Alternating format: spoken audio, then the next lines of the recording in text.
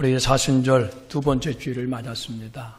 이 시간에 나오신 여러분들 우리 주님의 이름으로 사랑하고 축복합니다. 우리 서로 축복하는 인사를 함께 나누겠습니다. 할렐루야. 주님의 이름으로 사랑하고 축복합니다. 네, 이 사순절은 나의 죄를 위하여 십자가의 고난을 받으신 우리 주님을 바라보면서 주님의 그 고난에 우리가 동참하는 그러한 마음으로 죄를 회개하고 그리고 또 경건의 훈련을 하는 그러한 기간입니다. 그래서 여러분들이 이 사순절을 통해서 다시 한번 주님의 그 대속의 고난의 그 깊이와 넓이 그것을 여러분들이 다시 한번 깊이 체험하면서 우리 주님 앞에 더 한 걸음 가까이 나아갈 수 있는 은혜의 시간, 우리의 믿음이 성장하고 성숙하는 기간이 꼭 되시기를 바랍니다. 저는 이 시간에 죄의 자각과 영적 부흥이라고 하는 제목으로 말씀을 전하려고 합니다. 저와 여러분들에게 이 시간에 부어주시는 하나님의 은혜와 진리가 충만하시기를 바랍니다.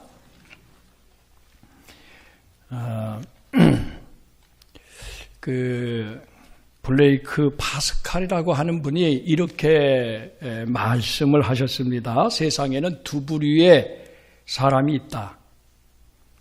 한 부류는 자기가 죄인이라고 생각하는 의인이 있고 또 다른 부류는 자신이 의롭다고 생각하는 죄인이 있다. 이렇게 말씀을 했습니다. 제가 지난 주일에 여러분들에게 설교 말씀드린 그 내용, 바리새인과 세리의 기도에 대한 예수님의 비유의 말씀, 아마 여러분들이 생각나실 겁니다. 거기에 나오는 이 바리새인 같은 경우는 자기 스스로 의롭다고 그렇게 여겼지요. 그러나 스스로 의롭다고 여긴다 그래서 의인이 아닙니다. 하나님이 의롭게 여겨주셔야 그게 진짜 의인이지요. 그런데 그 세리는 정반대로 자기가 죄인이라고 여겼어요. 그래서 이 두 사람이 성전에 기도하러 올라갔는데 그들이 우리 하나님께 기도를 드렸는데 그 기도를 하나님이 두 사람 중에서 누구의 기도를 받으셨느냐? 바리새인이 아니라 세리의 기도를 받으셨어요. 그래서 성전에서 내려갈 때에는 세리가 의롭다 하심을 받고 내려갔다 그랬습니다. 왜 그랬습니까? 제가 지난 주일날 여러분들에게 말씀을 드렸습니다. 사실 신앙생활을 이렇게 놓고 보면은 주일 성수나 아니면 11조 생활이나 봉사하는 생활이나 금식하는 것이나 여러 가지 면에서 바리새인이 훨씬 철저하고 훨씬 꾸준히 잘하는 사람이에요. 세리는 주일 성수도 사실 제대로 못하고 11조도 제대로 못 드리고 그 생활하는 것도 보면은 사람들에게 무슨 본이 될 만한 그런 사람이 아니에요. 불의, 토색, 간음 이러한 사람들이 당시에 그 죄인이라고 놓고 보면은 이 세리는요 그 죄인의 대명사입니다. 세리와 죄인은 그냥 한 묶음이에요. 자, 그런데 중요한 게 있습니다. 사순절 제2주입니다. 죄의 자각과 왜 세리냐? 왜 하나님께서 세리의 기도를 받으시고 바리새인의 기도는 안 받으셨느냐? 그 이유가 뭡니까? 바리새인은 자기가 의롭다고 여기고 자기를 드러냈습니다. 하나님 앞에서. 나는 다른 사람과 같지 않습니다. 저 세리와도 같지 않음을 감사합니다. 나는 일에 2번씩 금식하고 소득의 11조를 드리고 나는 이렇게 하나님을 잘 섬깁니다. 그렇게 기도를 했어요. 그러니까 자기를 자랑하는 기도죠. 자기를 뽐내는 기도입니다. 그 기도는요, 하나님이 안 받으셨습니다. 왜 그렇습니까? 자기가 죄인인 줄을 모르고 의인이라고 착각하고 교만했기 때문에 그렇습니다. 그러나 반면에 세리는 자기의 주제를 잘 알았습니다. 자기가 죄인이라는 사실을 그는 아주 누구보다도 뼈저리게 알고 있었던 사람이에요. 그러니까 감히 눈도 못 들고 자기의 가슴을 치면서 하나님, 나를 불쌍히 여겨주세요. 나는 죄인입니다. 그렇게 기도했어요. 그러니까 자기가 죄인이니까 죄인이라고 기도한 거예요. 그런데 하나님 앞에서 의롭다 하심을 받고 성전을 내려간 사람은 바로 이 세리다. 왜 그랬습니까? 자기가 죄인이라는 사실을 알았던 죄인이기 때문에 그렇습니다. 이 바리새인은 자기가 죄인이라는 사실을 몰랐던, 그리고 스스로 의롭다고 여겼던 죄인이기 때문에 하나님께서 받으실 수가 없는 거지요. 그렇습니다. 여러분, 이 회개라고 하는 것은요, 죄를 회개하는 것은 내가 죄인이라는 사실을 아는 사람이 하는 겁니다. 모르는 사람은 회개를 하지 않습니다. 자, 여러분들이 지난 한 주간을 이렇게 돌아보시면서 내가 하나님 앞에 지난 한 주간 동안 회개한 것이 있나 한번 생각을 해보세요. 네, 그것이 여러분들의 모습이에요. 의롭다고 여기는 죄인은 회개하지 않습니다. 바리새인처럼 오히려 자기를 자랑합니다.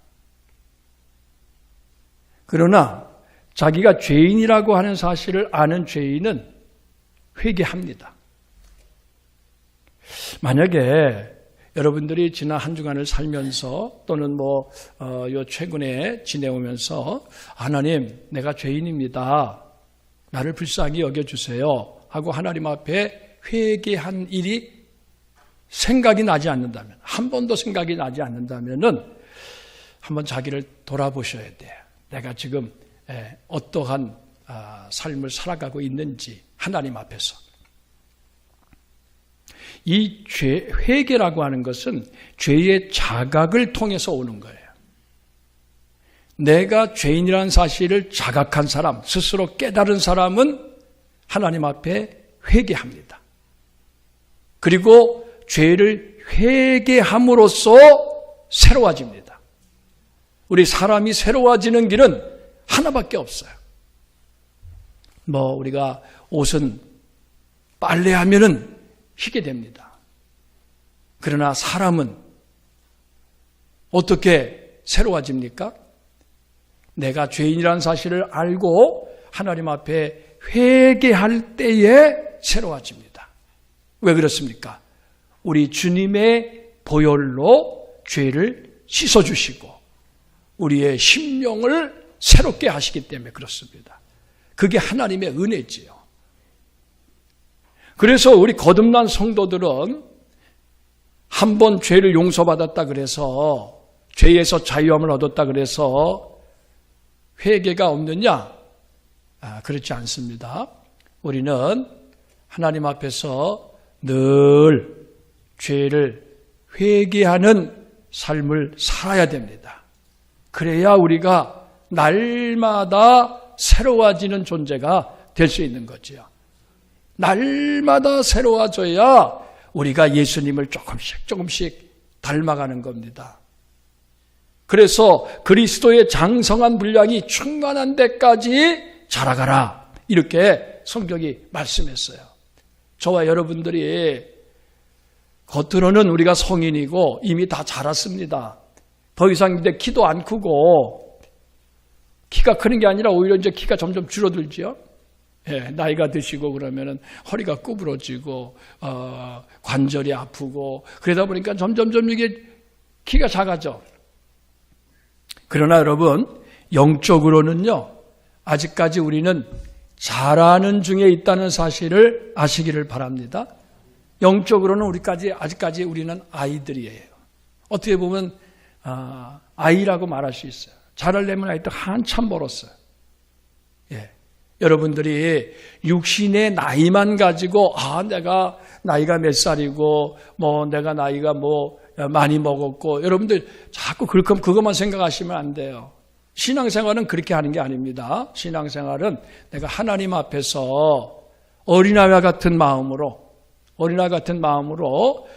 늘 이 영적인 성장을 사모하고 그리스도 예수 안에서 날마다 새로워져서 거듭나서 변화되고 그래서 예수 그리스도에 이르기까지 자라가는 것, 이것이 바로 저와 여러분인 줄로 믿습니다.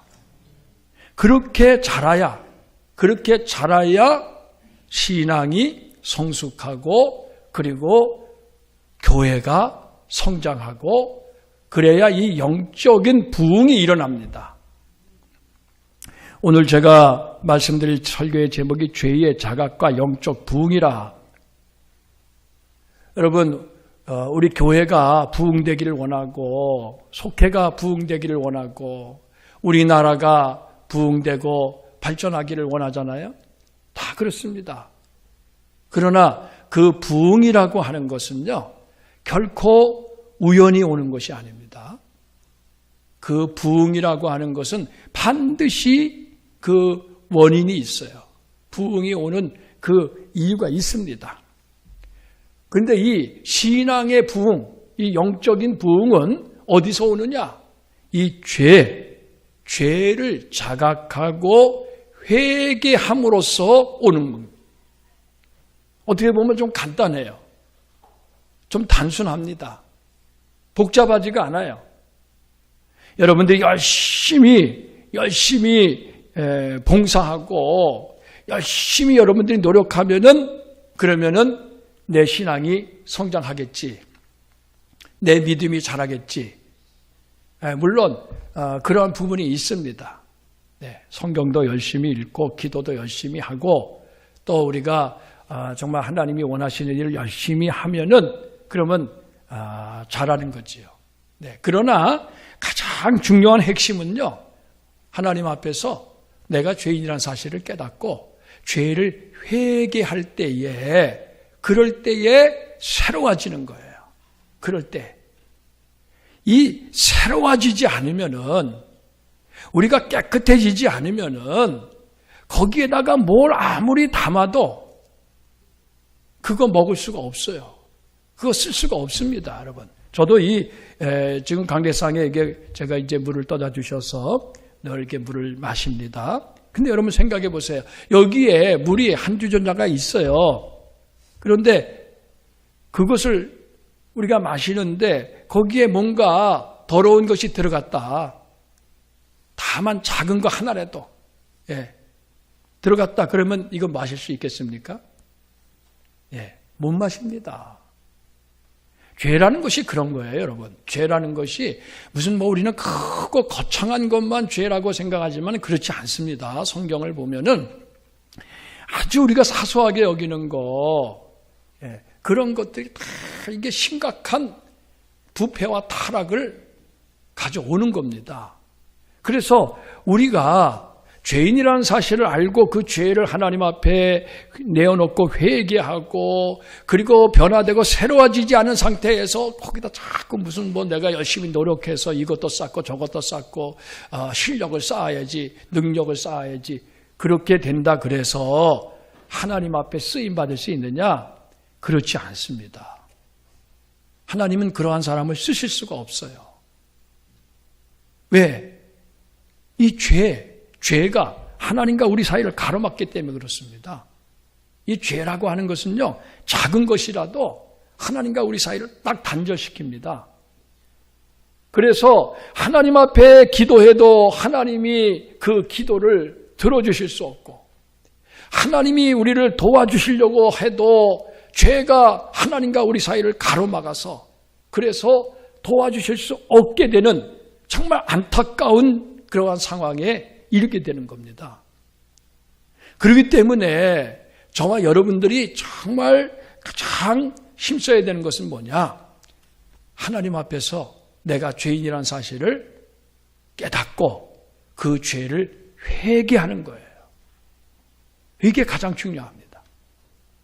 특별히 사순절은 더 우리가 주님의 그 고난, 십자가의 고난당하심이 내 죄 때문이라는 사실을 우리가 알고 그 주님의 고난이 헛되게 하지 않기 위해서 이 죄를 날마다 자백하고 고백해야 돼요.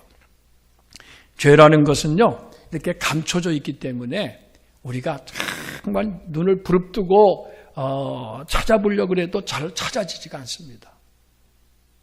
성령께서 우리의 이 마음을 조명해 주셔야, 성령께서 우리의 마음을 밝혀주셔야 비로소 감춰졌던 죄들이 드러나는 겁니다. 자, 여러분, 오늘 이 성경에 보면은요, 시몬이라고 하는 사람, 베드로지요. 원래 이름이 시몬입니다. 이 시몬이 자기가 죄인이라고 하는 사실을 자각하게 되는 이야기가 여기에 나왔습니다. 그가 처음부터 죄인이라고 생각했던 게 아닙니다. 그런데 어느 순간에 그가 자기가 죄인이라는 사실을 깨닫게 돼요. 그래서 우리 주님 앞에 그렇게 자복하잖아요. 주님의 그 무릎 아래 엎드려서 이렇게 그가 자백을 합니다. 주여 나를 떠나소서, 나는 죄인이로소이다. 이렇게 자백했어요. 자, 한번 저를 따라서 해보세요. 주여 나를 떠나소서, 나는 죄인이로소이다. 이게 시몬이 한 말이죠. 시몬이 한 말인데 이 죄의 자각, 자기가 죄인이라는 사실을 깨닫는 것, 이거 어떻게 깨달았을까요? 제가 여러분들에게 오늘 말씀드리고자 하는 가장 중요한 핵심이 바로 이 부분입니다. 우리가 죄를 회개하고 싶어도 내가 죄인이라는 사실을 알아야 회개가 되는 거죠. 내가 죄인이라는 사실을 모르는데, 내 죄를 내가 모르는데 어떻게 회개가 됩니까? 그런데 내가 죄인이 아니기 때문에 죄가 없어서, 죄가 생각이 나지 않아서, 그래서 회개할 것이 없다면은 얼마나 좋겠어요, 우리가. 그러나 내가 죄인임에도 불구하고 그 죄를 깨닫지 못해서 하나님 앞에 회개하지 못한다면 이거는 하나님 아버지께서 보실 땐 너무나도 안타까운 거예요. 왜? 그 죄 때문에 하나님과 우리 사이가 이게 항상 떨어져 있는 거예요. 그렇지 않습니까, 여러분? 여러분의 자녀들이 지금 외지에 나가서 살아가는데 그래도 여러분들의 마음은, 부모님들의 마음은 늘 자녀들에게 이렇게 향하고 있지 않습니까? 그 늘 자녀들과 함께 하기를 원하고, 자녀들이 잘 살면은 그 부모님의 마음이 기쁘고, 이거는 어떤 부모님이나 다 마찬가지일 겁니다. 하늘에 계신 하나님 아버지도 마찬가지예요. 저와 여러분들이 하나님의 사랑받는 자녀들이 아닙니까? 그렇죠? 여러분들 다 하나님의 사랑받는 자녀들 맞으시죠? 여러분 다 하나님이 여러분들을 사랑하신다는 거 아시죠? 예. 누구를 제일 많이 사랑하실까요? 하나님이 여기 계신 분들 중에서 누구를 제일 많이 사랑하실까요? 예? 예. 정답은 바로 나지요. 예, 여러분 자신입니다. 다 하나님은 여러분 자신을 다 이렇게 다 사랑하세요. 가장 사랑하십니다. 사실 하나님의 사랑을 왜 비교할 수 없지만은, 그런데 하나님이 사랑하시기 때문에 늘 좋은 것을 주고 싶은데, 그런데 그 죄 때문에 이 죄가 막혀서, 만약에 그렇다면은 하나님 아버지의 마음이 너무 안타까우실 거예요. 예. 자, 그래서 죄 회개라고 하는 것은 죄의 자각을 통해서 오는데, 이 시몬이 자기가 죄인이란 사실은 그가 알고 있었는지 모르고 있었는지, 사실 이 성경만 봐서는 우리가 그것까지는 알 수 없지만, 어쨌든 간에 자기가 죄인이라고 하는 것을 자복하면서 우리 주님의 무릎 앞에 엎드려서 나를 떠나소서, 나는 죄인으로서이다 하면서 이 자복하는 역사가 어떻게 일어났느냐, 그거를 여러분들이 오늘 이 성경을 통해서 잘 배우시기를 바랍니다. 이 성경은요, 우리에게 거울과 같은 겁니다. 그래서 이 성경을 통해서 이게 나를 이렇게 비추어 보는 거예요. 아, 베드로가 그렇게 했구나. 그렇다면 나도 그렇게 해야죠. 네. 그렇지 않습니까? 베드로만 자기가 죄인이라는 사실을 깨닫고 우리 주님 앞에 자복하고 회개함으로써 그가 새 사람이 되고, 그리고 사람을 낚는 어부가 되고, 교회의 반석이 되고, 그리고 위대한 사도, 그리고 하나님의 나라를 이루어가는 아주 이 교회, 초대교회 역사에 있어서 아주 핵심 인물, 기둥과 같은 그러한 일꾼이 될 수 있지 않았습니까? 여러분, 그게 어디서부터 시작된 겁니까? 바로 오늘 이 말씀이에요. 바로 여기입니다. 우리 주님 앞에 엎드려서 주님, 나를 떠나소서, 나는 죄인입니다 라고 그가 자복하고 회개함으로 인해서 그와 같은 놀라운 일이 일어난 겁니다. 그러니까 여러분들, 이게 상당히 중요한 말이거든요. 이 본문이 상당히 중요합니다. 그러면 어떻게, 중요한 것은 시몬은 대체 어떻게 자기의 죄를 자각하고 그 죄의 자각을 통해서 회개하는 데까지 이를 수 있었을까? 자, 바로 그 점입니다. 자, 첫 번째는요, 5절을 함께 우리가 읽어보겠습니다. 누가복음 5장 5절 말씀입니다. 다 같이 봉독합니다.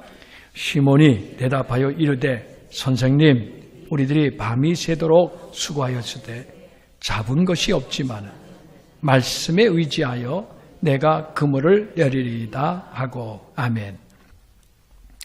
네, 사실 이 시몬은요, 갈릴리 호수에서 고기 잡는 어부입니다.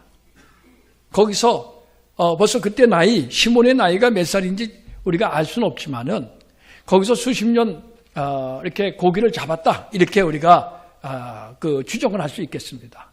잔뼈가 굵은 사람이에요. 그날도 밤새도록, 밤에 고기가 많이 잘 잡히잖아요. 그래서 이제 밤새도록 고기를 잡았는데 고기를 못 잡았어. 그날따라 이상하게 고기가 안 잡혔어요. 그 어부는 아무리 수고해도 고기를 많이 잡으면은 그러면은 힘이 나잖아요. 기쁨이 있잖아요. 근데 고기를 못 잡았으니 이 베드로가 얼마나 육체적으로도 힘들고 심적으로도 피곤하고, 그래서 이제 밖에 나와서 그물을 씻고 이제 집에 가려고 정리를 하는데 예수님께서 그 갈릴리 호숫가에 오셨어요. 근데 예수님만 온 게 아니라 사람들이 예수님을 따라왔습니다. 성경에 보니까. 그래서 예수님이 그 베드로 시몬의 배에 올라서 거기서 약간 그 거리를 뛰기를 청하셨어요. 그러니까 시몬이 배를 내어드렸습니다. 그래서 예수님이 그 시몬의 배에 올라서 거기서 그 바닷가에 앉은, 예수님은 그 호숫가, 그 갈릴리 호수에 배를 타고 약간 들어가셨고, 그 호숫가에 사람들이 쫙 이렇게 있잖아요. 그들에게 복음을 전하셨습니다. 네. 자, 그리고 나서 이제 말씀을 마치신 다음에 예수님께서 베드로 시몬에게 이렇게 말씀하셨어요.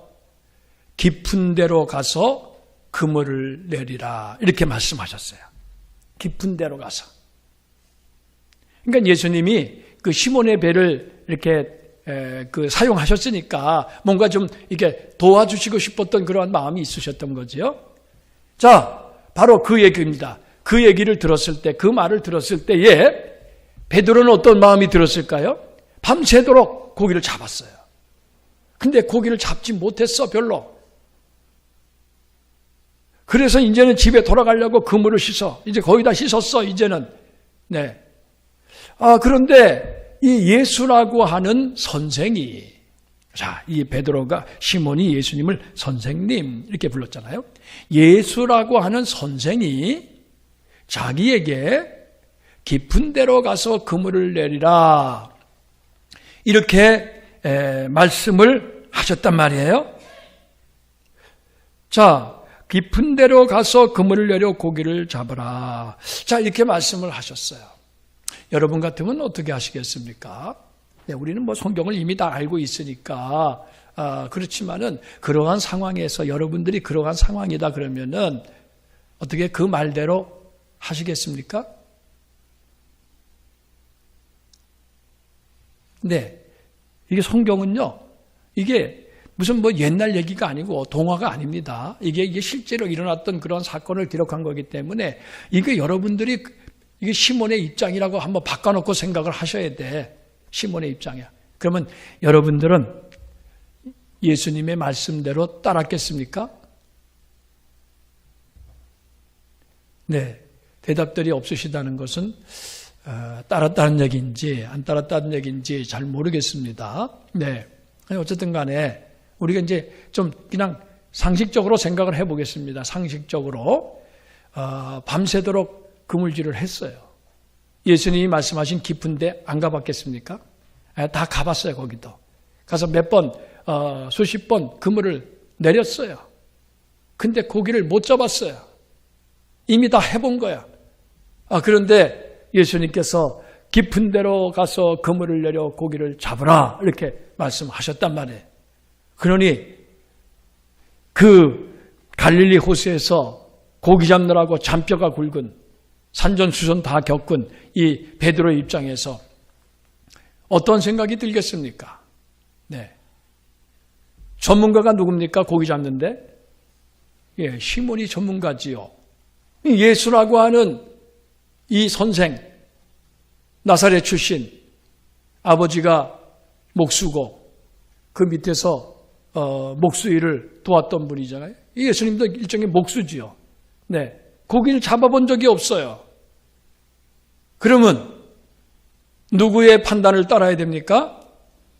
전문가인 자기 자신, 고기 잡는데 전문가인 자기의 판단을 따라야 됩니까? 아니면은 비전문가인 그 예수 선생의 말을 따라야 됩니까? 네, 뭐 이것은 뭐 우리가 상식적으로 생각하면은 당연히 이렇게 말을 해야죠. 내가 밤새도록 고기를 잡았는데 고기를 잡은 게 없습니다. 거기 지금 선생님이 던지라고 하는데 거기도 와봐서 수십 번 던졌습니다. 거기도 이미 다 해봤습니다. 예, 소용없습니다. 여러분도 혹시 그렇게 대꾸하지 않을까요? 어떻습니까? 제가 지금 던진 여러분들에게 드린 이 대답, 이것이 어떤 제 주관적인 생각입니까? 네, 지극히 상식적인 생각이잖아요. 지극히 상식적인 생각. 근데 여러분, 오늘 성경에 보니까 베드로가, 시몬이 내가 우리들이 밤이 새도록 수고하였을 때 잡은 것이 없지만은 말씀에 의지하여 내가 그물을 내리겠다 이랬단 말이에요. 자, 여러분 한번 생각해 보세요. 아니, 이 시몬이 예수님의 말씀에 의지해서 그 말씀을 따라서 순종해서 깊은 데로 가서 그물을 내리겠다 이렇게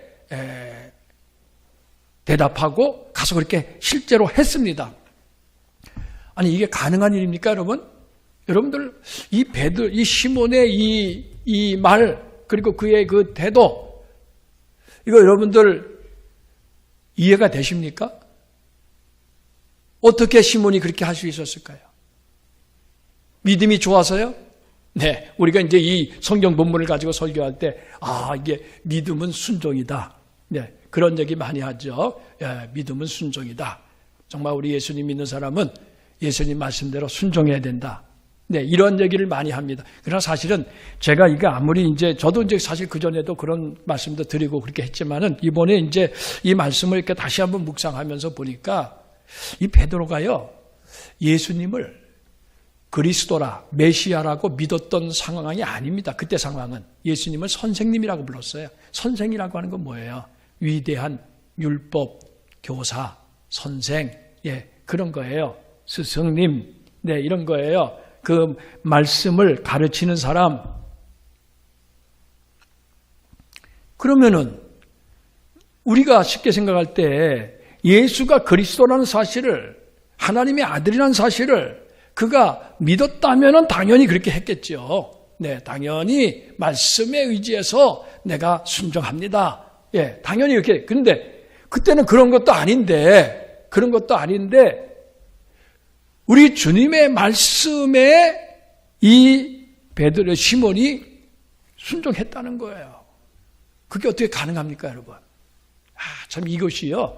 이런 것들이 제가 오늘 여러분들에게 말씀드리려는 하는 내용입니다. 이 시몬이 자기가 죄인이라는 사실을 자각하고 우리 주님 앞에 자복하고 회개하는 역사가요, 어떻게 가능했느냐. 지금 그거를 여러분들에게 설명해 드리는 겁니다. 바로 이 말씀. 자기가 밤새도록 수고했지만은 잡은 게 없어요. 그러나 선생님이 말씀하셨으니 내가 그 말씀에 의지해서 그물을 내리겠습니다.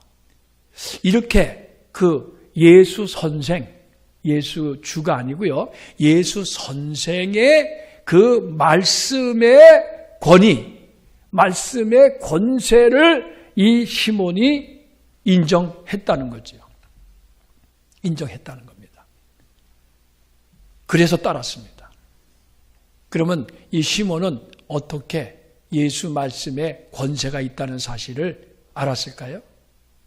다 이게 성경에 답이 나와 있습니다. 바로 그 앞에 4장을 읽어보시면은 거기에 다 이게 답이 있습니다. 자, 우리가 그 앞에 4장에, 누가복음 4장에 31절입니다.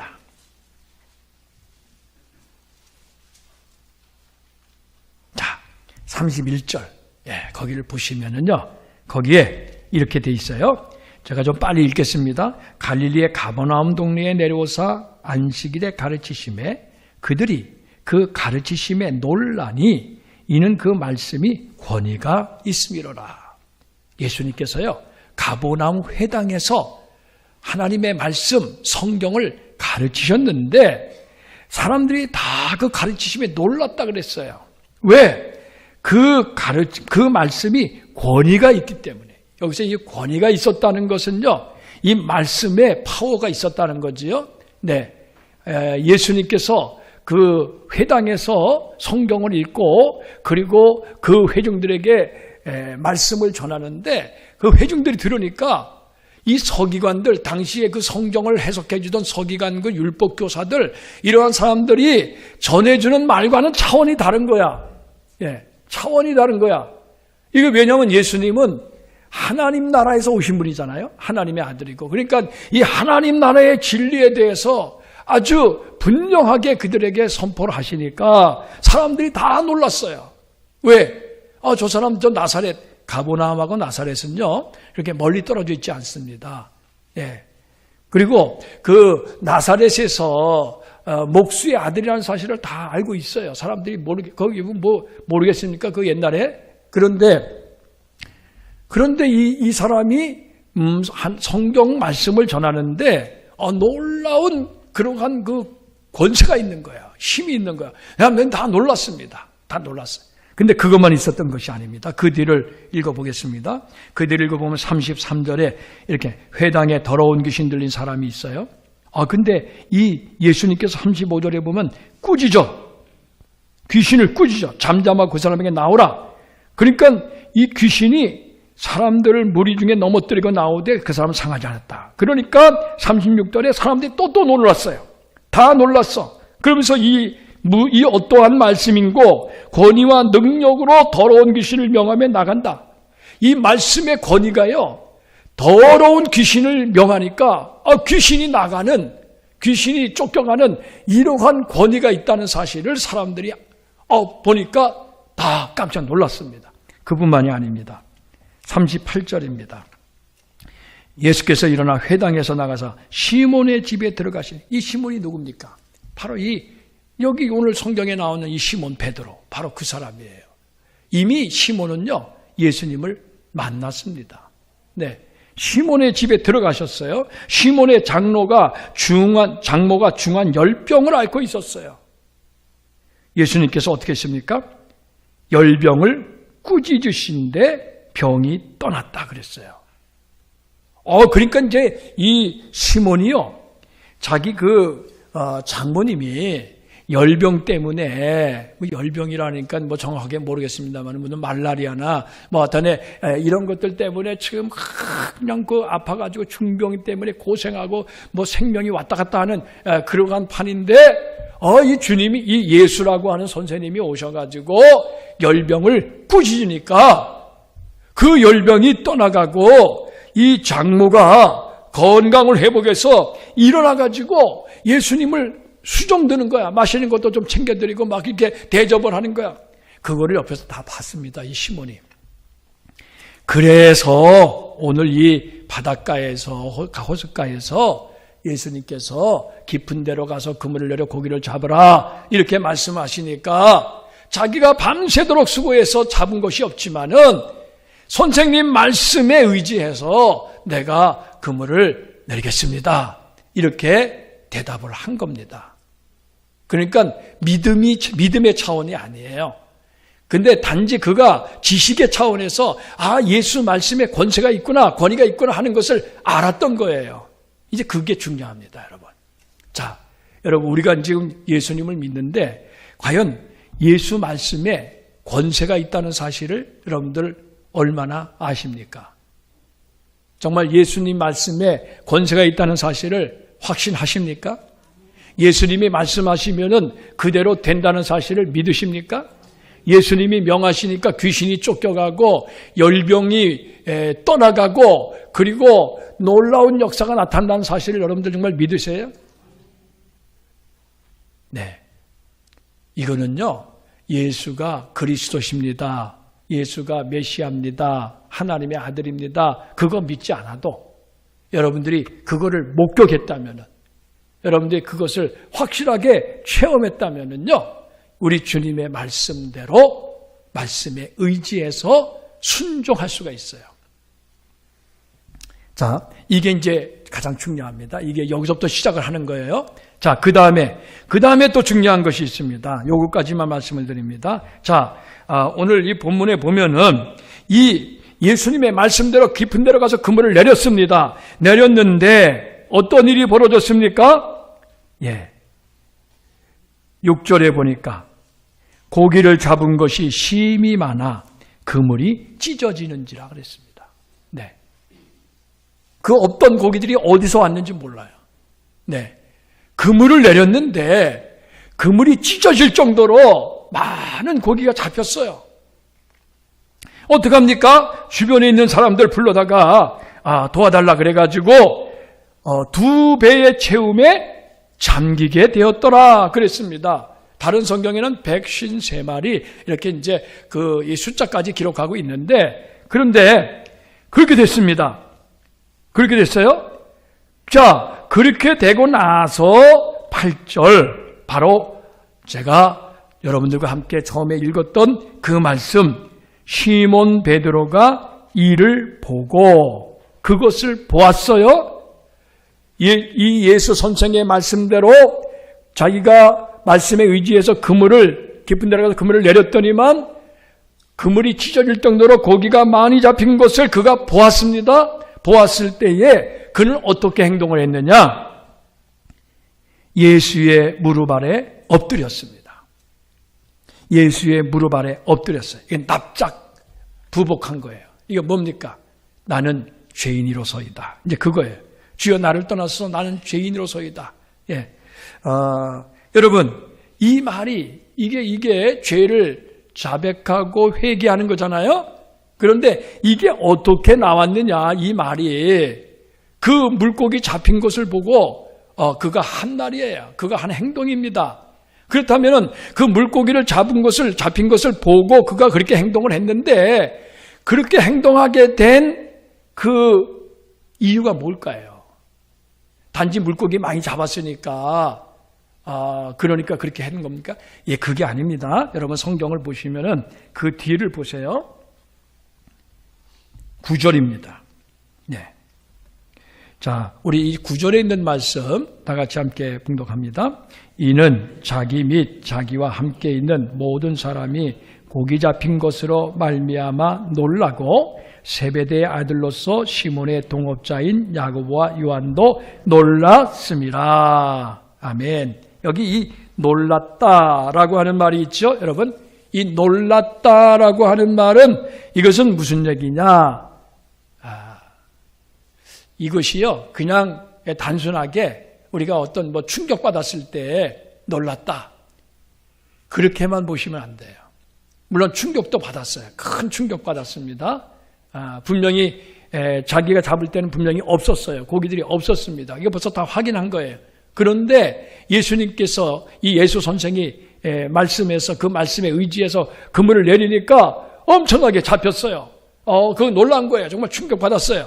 근데 그러한 충격만 말하는 것이 아니라 이 헬라어로요, 이 놀랐다라고 하는 말이 그 담보스라고 하는 말인데 여기에는 어떤 의미가 있냐면 두려움이 섞인 놀라움, 이렇게 해석이 됩니다. 두려움이 섞인 놀라움. 그냥 단순히 어떤 놀라는 게 그냥 충격받아서 그게 아니에요.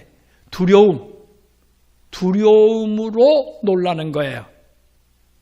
그 두려움이 이게 어디서 나왔을까요? 그 물고기를 많이 잡은 것이 이게 그것을 보았을 때 베드로의 마음속에 두려운 마음이 생긴 거예요. 두려운 마음. 그 두려운 마음은 뭡니까? 이 예수라고 하는 선생이 이게 단순한 어떤 율법 교사나 학자나 어떤 선생이 아니라 이게 신적인 존재구나. 예, 신적인 존재. 신적인 권능을 목격했을 때에 그가 예수라고 하는 그 분에 대해서 신적인 존재라고 하는 것을 그가 의식하게 된 거예요. 그럴 때 그의 마음속에 두려운 마음이 생겼어요. 그 두려운 마음은 경외심이라 이렇게 말합니다. 여러분, 우리가 하나님을 경외한다 이렇게 말하잖아요. 여러분, 그 경외하는 게 뭡니까? 두려운 마음으로 공경하는 거예요. 두려운 마음으로. 왜? 하나님은 우리 같은 사람이 아니에요. 하나님은 창조주시고 그리고 역사와 인생을 주관하시는 그런 영원 무궁하신 하나님이십니다. 그래서 그 하나님의 그 존재, 하나님의 현존 앞에, 하나님의 임재 앞에 섰을 때에, 그럴 때 사람이 가장 먼저 느끼는 것이 두려움이라고 하는 거예요.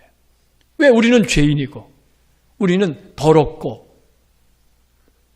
정말 그 하나님 앞에 가까이 나아갈 수 없는 존재인데, 그렇기 때문에 구약 시대에는요, 하나님을 만나면 다 죽었어요, 사람들이. 성경에 그런 얘기 많이 나오잖아요. 하나님 앞에 나가면은, 아니면 거룩한 성물을 만지면 그냥 죽는 거야. 하나님이 치십니다. 네. 자, 바로 이 시몬의 두려움은 그러한 두려움이에요. 자기가 그냥 단순히 율법 선생인 줄 알고, 선생님, 내가 말씀에 의지해서 그물을 내리겠습니다. 그래서 그물을 내렸는데, 그런데 이거 보니까, 그게 아니구나. 이 선생님이 아니야, 이분이. 그래서 이 시몬이 뭐라고 불렀습니까? 자, 8절 다시 한번 보겠습니다. 거기에 보니까 호칭이 달라졌습니다. 뭐라고 불렀습니까? 주여, 나를 떠나소서, 나는 죄인으로서. 여러분, 이 호칭이 달라졌어요. 앞에는 분명히 보세요. 5절에 보면은 선생님 이렇게 불렀잖아요. 근데 8절에서는 주여 이렇게 불렀습니다. 이것이 뭘 말하는 겁니까? 이 시몬이 처음에는 그냥 선생님으로만 여겼어요. 그냥 말씀에 권세가 있는 선생님이다. 이렇게만 여겼어요. 그런데 이 물고기가 많이 잡히는 이 사건을 통해서 이분이 단순히 그런 분이 아니구나. 이분이 주님이시구나. 네. 이분이 바로 우리가 기다리던 메시아구나. 이분이 바로 하나님께서 우리에게 약속하신 구원 구세주구나 하는 것을 그가 이제 깨닫게 되는 거지요. 네. 그러면서 자기의 죄를 자복하고 회개하는 겁니다. 자, 이제 여러분들에게 이 말씀을 맺으면서 우리 한국교회가 1907년도에 그 대부흥이 일어났는데 그 대부흥 운동의 가장 중심에 있었던 사람 한 분이 누구냐? 길선주 목사님인데 이 길선주 목사님이 그 나중에 목사가 된 거지요. 처음에는 이 도교를 숭배했던 사람이에요. 도교인이에요. 도교. 옛날에 그 도교라고 하는 게 있었잖아요. 그런데 이분이 기독교로 개종을 했어요. 개종을 한 이유가 뭐냐? 청일전쟁으로 인해서 우리나라가 그때 황폐화되고 있고요. 그 다음에 전염병이 확산돼가지고 사람들이 막 죽어나가고 정말 그때 살기 어려웠습니다. 그러한 암울한 상황 속에서 이 개신교가 물론 선교사들을 중심으로 해서 그 얼마 되지 않은 사람들이지만은 이 사람들이 이 교회가 전쟁의 피난처의 역할을 했고요. 그 다음에 질병을 치료하는데 아주 헌신적으로 앞장서는 모습을 보면서 그러면서 우리 민족의 소망이 이 기독교에 있구나 하는 것을 그가 이제 깨달으면서 기독교로 개종을 합니다. 근데 개종을 하긴 했는데 진짜 그가 정말 신앙인이 된 것은요. 기도하는 가운데 자기의 이름을 3번 부르는 하늘의 음성을 듣게 됩니다. 3번. 예. 그러면서 그가 그 하늘의 음성 앞에서 꼬꾸러지면서 내 죄를 용서하시고 살려주십시오. 네. 이렇게 기도하게 되죠. 그렇게 통곡하며 기도하다가 인격적인 하나님을 만나고 영생의 믿음을 갖게 됩니다. 그러면서 이제 평양 장대교회에서 이 부흥회가 열렸는데 강사가 이제 하디 목사님이에요. 하디 선교사입니다. 이 원산에서 대부흥 운동을 일으킨 그 주역이죠. 이분이 그 회개의 메시지를 외쳤어요. 그 메시지를 듣고서 이 길선주가요. 자기가 지은 죄가 생각이 나가지고 그 죄를 사람들 앞에서 공개적으로 자백을 합니다. 그게 뭐냐? 친구가 죽기 전에 자기한테 그 재산을 이렇게 좀 맡아달라고 아내가 있는데 돈 관리를 잘 못하니까 당신이 좀 맡아서 이렇게 재산을 잘 지켜서 아내 가족들에게 잘 이렇게 살 수 있게 해달라고 그랬는데 친구가 죽은 다음에 그걸 떼먹었어 자기가. 예. 이제 그게 생각이 나가지고 그래서 그 사람들 앞에서요 부흥회 할 때 그 사람들 앞에서 공개적으로 그렇게 죄를 회개해요. 그러니까 사람들이 그 공개적인 죄의 자백을 듣고서 다른 사람들도 일어나가지고 자기의 죄를 공개적으로 자백하는 회개 운동이 일어납니다. 여기에서부터 그 한국교회 대부흥운동 1907년 그 대부흥운동의 기폭제가 이제 됩니다. 네. 자, 여러분 오늘 이제 결론적으로 말해서 정말 우리 주님의 그 십자가의 고난을 우리가 바라보면서 내가 하나님 앞에서 죄인이라는 사실을 자각하고 죄를 회개함으로써 우리가 새로워지고 그래서 시몬처럼 길선주처럼 우리도 정말 변화돼서 하나님의 나라를 위해서 정말 하나님의 영광을 위해서 아름답고 존귀하게 쓰임받는 그러한 사람들이 되어야 될 줄로 압니다. 네, 이 사순절을 통해서 우리가 정말 예수 그리스도 안에서 변화되고 새로워지는 은혜가 저와 여러분들에게 임하시기를 바랍니다. 우리 같이 기도하겠습니다. 오늘 말씀을 묵상하면서 함께 기도합니다. 주님 앞에 내가 죄인인 것을 자각하고 고백하며 통해 자복하는 역사가 일어나게 하여 주시옵소서. 우리 주님의 만져주심과 붙들어주심과 세워주심을 통해서 우리가 새 사람으로 거듭나게 하시고 하나님이 기뻐하시는 하나님 나라의 귀한 일꾼으로 다시 한번 세워지게 하여 주시옵소서. 예수 그리스도의 이름으로 기도하옵나이다. 아멘.